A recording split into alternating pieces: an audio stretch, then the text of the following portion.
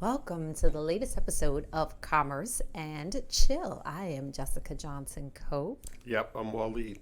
So today's episode is Do It Yourself with Help. Do it yourself with help. So Cope, when you were waiting for your PPP results. Results? What, did I take a test for this thing? Yeah, that's what it felt like. A PPP test? You had to get in a lot of paperwork. You had to answer a lot of questions. It sounded like PPP was a test to me. I don't know. They should have just Then stuck you had me to with a wait. needle. It would have been less painful. Yeah, that's true. But what are the things that you did for yourself, for the businesses, to help you get through that waiting period? Like, what did you decide in your mind? Even if I don't get PPP, I'm going to do these things. I'm going to work. Okay. I think that's one of the biggest things people were like, oh, it's COVID. Like, life is over. Mm-hmm. Unless, like, a freaking meteorite falls from the sky that's the size of this planet and crashes into it and obliterates it, there's still a chance for anything to go, for you to do anything. So the first thing I did was, like, I got up and went to work the next day. And then I had a meeting with the team and was like, what do you guys want to do? And the team was like, yeah, we want to work. So I was like, okay, here's gloves, here's masks, wash your hands, here's some sanitizer, spray the stuff when you get it, spray the stuff when you come in, blah, blah, blah, and go. Like, so your question is, what is I doing while I was waiting for PPE? What's the question again? Yeah, that's what you said. I kept working. I kept doing new stuff as well as the stuff that was working. So in your experience, do you believe that because you were working, because you were doing new things, that you got even better results than if you had stopped or put business and life on pause? Yes and no. I think part of it was we showed up. What's that saying? Like 80% of something is, or 90% is just showing up? 80% of life is showing up. 80% was, and I don't know if it's even right, but we'll right, rock with that. I'm rocking with it. 80% was just showing up. Because there was another, I don't know, maybe whatever percentage of people who said, you know what, for whatever reason I respected, I'm not going to work. Or I'm closed. And when I say they're not going to work, the business owner was like, we're closing. For whatever reason it might have been. So they didn't go. So we got work just for showing up because other people didn't show up.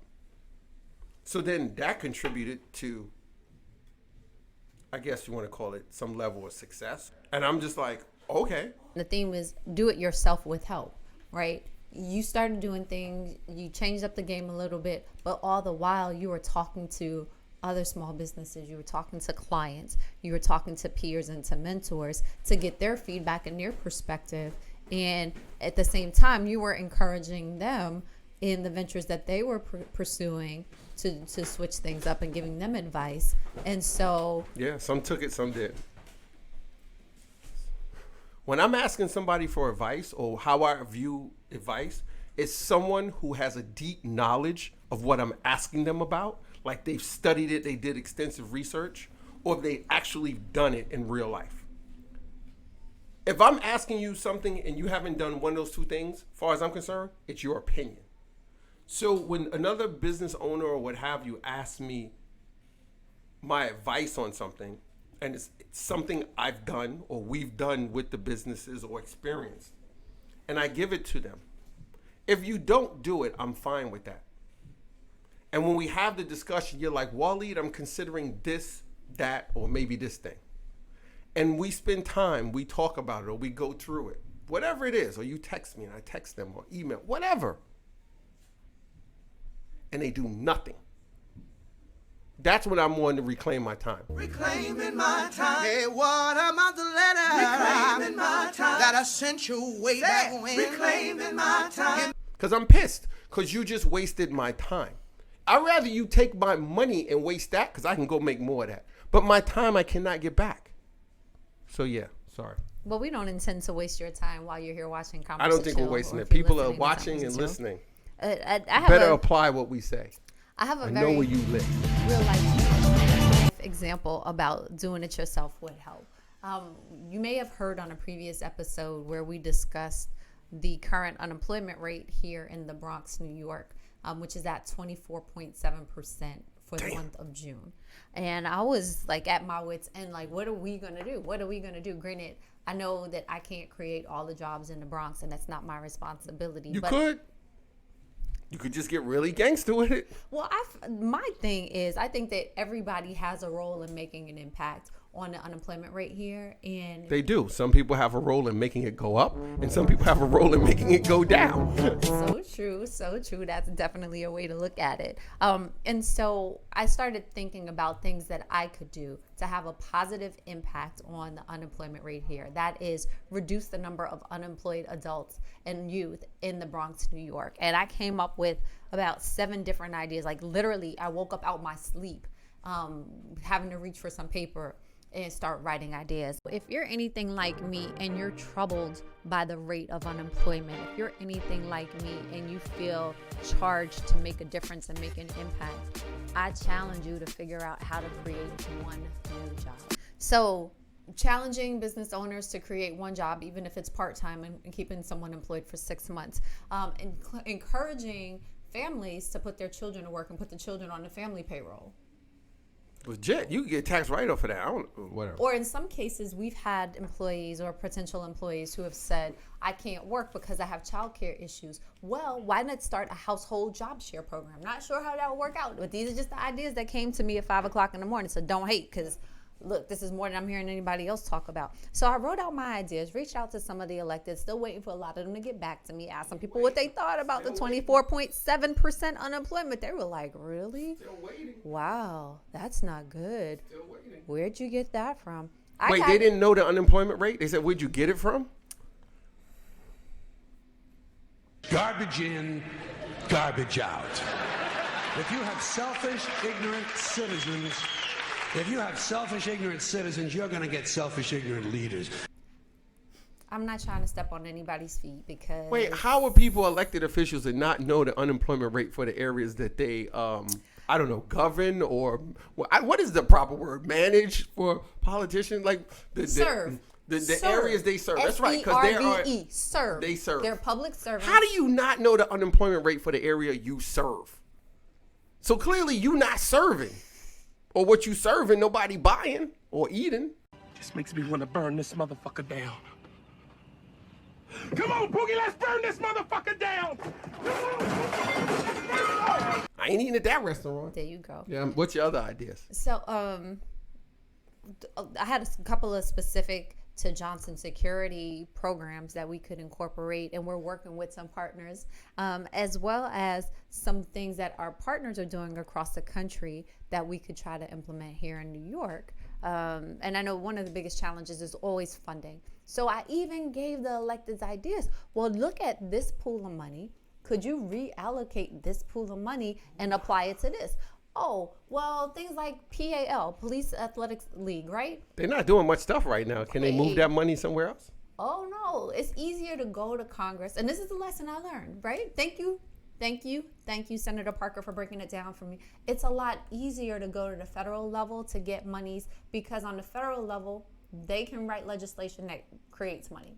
They can go write a bill and it writes money. They just turn the printer on. There you go. They print their own money. What's the dude that prints the money? Who's the head of the Treasury? Yeah. Your friend Steve Mnuchin? Mnuchin? Yeah. Who's the other He's guy? the Secretary of the Treasury. Nah, who's the Fed? The head of the Fed. Well, that's the dude cranking out the printer. He's just like Jerome. That's all I hear, the printer running, boy. Turn that sucker on for me a couple times. And so he helped shed light in terms of funding programs that are underwritten by the government on the local, state, as well as on the federal level. But he's like, why are you worried about the money? Just do the work and the money will come. Do it yourself. Do it yourself. I was like, okay. It was a kick in the pants, but a much welcome kick in the pants, and I appreciate that. Thank you, Senator. Anyway, so I reached out to Jonathan Bowles, who runs the Center for Our Urban Future, which was one of the organization whose research was quoted in the Crain's New York article on the Depression-era unemployment levels in the Bronx. And I shared my frustration with Jonathan and told him some of my ideas, and Jonathan just stopped me dead in my track. Like, he left hooked me and was like, what you waiting for? Just do it yourself. Why don't you reach out to some of your entrepreneur friends and then you all solve problems? So solve the problem that you see, and you don't have to depend on anybody else. Do the work. And it made me think, we're sitting here waiting for Washington to agree to give people $600 extra who are unemployment, to release additional stimulus, or I guess that'd be stimuli checks, and potentially allow companies to go for second PPP loans, which will end up being grants. So what can we do in the interim? So I went through my orange book, right? Because we said the little black book is where we keep information on how we could better serve our customers based on their feedback and their complaints. So I went to my little orange book and I just started thinking, okay, so what other security companies do we work with? Who are our vendors who might be able to grow their business if we get more business? Who are our clients that may have unmet needs that we're not talking to about doing more business with? Who are our bankers so that they can understand what we're trying to do and they can accomplish, they can help in the background with directing us to the financing in the event that we need it? And then which elected officials on whatever level are willing to support us and help us see what information and programs are available to help us meet our goals. So with that being said, we are launching the Bronx Jobs Jumpstart Initiative. So if you are an entrepreneur in the Bronx and you want to help put people to work, either as entrepreneurs or in local businesses, holler at your girl. It's me, Jessica Johnson Cope, JJC. And let me know what you're willing to commit. Are you willing to commit your time as a mentor? Are you willing to commit your time as a coach? Are you willing to expand your supplier base? Are you willing to look at new industries that you can serve? Let me know what you're willing to do, and I'll show you how you can use that to create one job or to help support a budding entrepreneur here in the Bronx so that we can change that 24.7 number and bring it to a more reasonable level. Because the other frustration is when people aren't working, when people don't have money, we see all of the bad things that they talk about the Bronx come to light. Oh, crime is up. Oh, the littering is up. Loitering is up.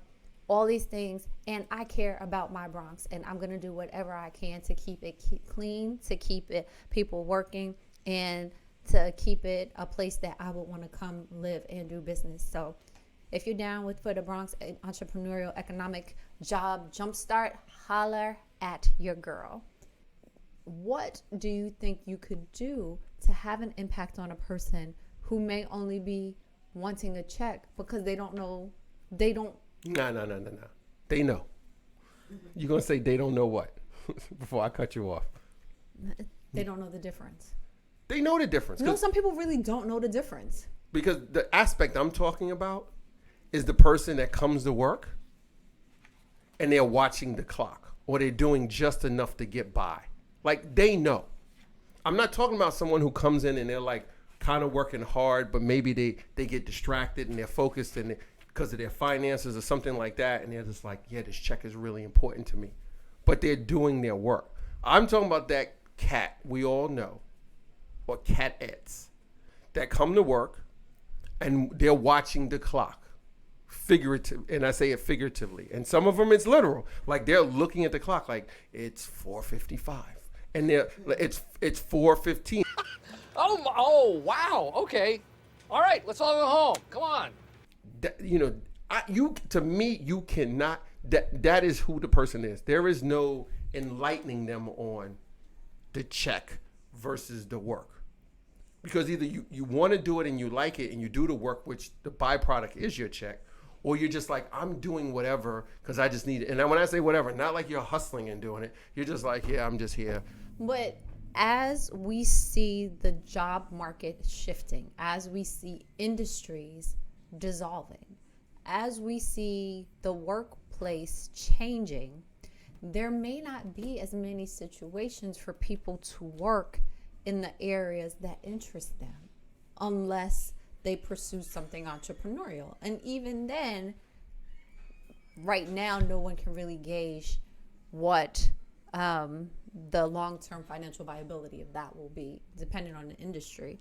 So there may be a whole generation of people that aren't able to distinguish the difference between wanting a check and wanting a job, because they were thrown into a situation where they either weren't able to get jobs or not get jobs in their major, or not get jobs in their fields of interest, or have to wait so long before they could get a job, or not getting paid what they think they're worth, that this is going to be something that we as job creators, we as employers, we as economic engines,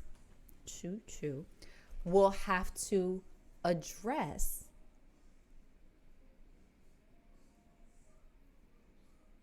No, I don't. Okay. Because you're saying that they're not going to be interested in, because the market has shifted. So do I lock the doors and go curl up under my bed and fucking cry and boo-hoo? It's so hard, blah, blah, blah.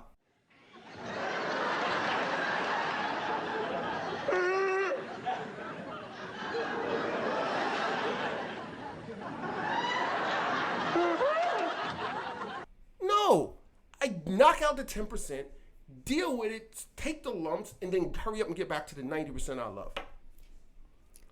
That sounds like a plan. Bye. So our advice to you this week is very simple. Do it yourself with help. If you see a problem that has positioned itself, especially in these days of COVID uncertainty, work on the solution. Find a solution. Whether you're an entrepreneur, whether you work for somebody else, you be that change that you want to see. What is it? I'm looking at the man in the mirror, the woman in the mirror. You do that. But don't forget, you have help. You have your colleagues. You have other friends, business people, mentors, clients, as well as vendors and suppliers who can help you. Don't wait for the government, because the government, they need our prayers and they need our help. And waiting for them, we might all be in the food line. Well, a good portion of us. I ain't waiting for nobody. So do the work, do new things, keep doing what you were doing. Remember, you can't get back your time, so make the most of it. And when people that do take up your time, tell them you're reclaiming your time and send them on their way. And, I'm still going to say advocate. Talk to the electeds. Talk to them about incentivizing versus penalizing. But let them know what actions you're taking, because that will get them to follow in step and get stuff done. So figure it out. Yeah, in the words of Mr. Cope, you figure it out. With that, we're going to say thanks for watching. Thanks for listening. Thanks for tuning in. If you got anything out of today's episode and you haven't already done so, subscribe. That's the best gift you can give us. And come back next week, because we'll have some more information, some more insight, and we'll be talking about more exciting things happening in the commerce and chill world. Every Wednesday, 6 p.m. Thanks for visiting. I am Sometimes Jessica 6:15, Johnson 6:05, Cole. 7. But 6 p.m. Check this out. New episode every Wednesday. I'm Jessica Johnson Cole. Oh, I'm Waleed. And this has been Commerce and Chill. See you next Wednesday, 6 p.m. Bye. Bye.